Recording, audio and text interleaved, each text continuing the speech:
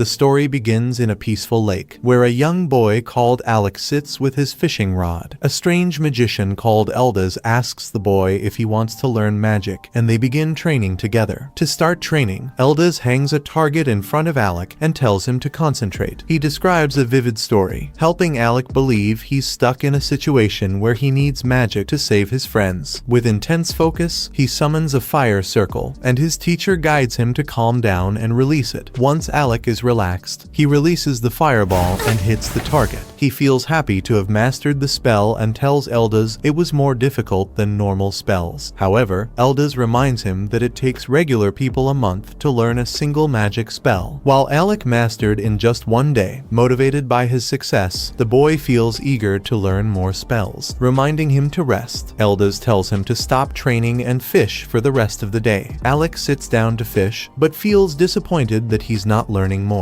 Eldaz tells him not to rush the process, saying that he'll naturally become a top magician because of his incredible talent. Surprised, Alec asks Eldaz if he even needs his teaching, but Eldaz remains silent. Suddenly, a large fish starts struggling on Eldaz's line, and he changes the topic. Amused by Eldaz's incompetence in fishing, Alec helps him catch the fish. Both of them pull hard, and they fall back down from their effort, having reeled in a flopping fish. Seeing the fruit of their effort, both teacher and student start laughing. The next day, Eldaz gives Alec a book to study magical formulas. Alec finds it difficult to understand it, so Eldaz starts teaching him the patterns in the formulae. Spend their days together. They study the intricate formulas until one day it starts snowing. Alec interrupts Eldaz's lesson and hits him with a snowflake, and they start having fun in a snow fight. However, their happiness is short-lived as Eldaz decides to leave for the capital in the summer. Alec feels sad that he won't see him again, and Eldaz warns him to never become a court magician.